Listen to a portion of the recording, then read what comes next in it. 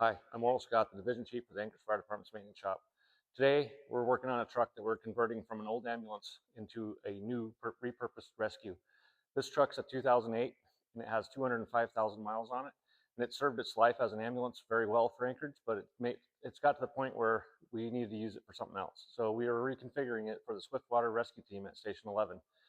This truck has several functions in it that were related to the ambulance service, where the main function that we're trying to disable right now is that when the back doors are open, the suspension would drop and allow you to have easier access to put the gurney in. So we reached out to the manufacturer, Ron, and worked through their technical engineering team, and we come up with a software patch that is going to change the way that when you open the rear door, it doesn't drop the suspension. To do that, you had to go through this screen system that's in there. There was a function built into this process that allowed that to rear dump. I talked to them. They sent us a new flash.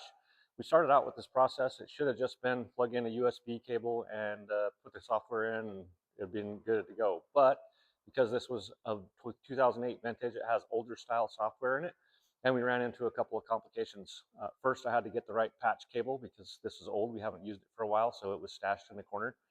Then we had to get updates to the software for the computer, and we ran into, it seemed like, several obstacles along the way. You can see here that we've used several different pieces, and we finally now have it together, and we have it set to the point where when you open the rear door, the suspension doesn't drop.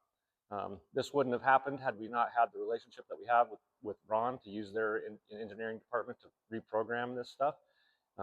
And unfortunately, in a lot of cases, sometimes what you think is a simple thing to start out with turns out to be pretty complex, and this didn't hold any different. So anyway, we've got it together and we're good now.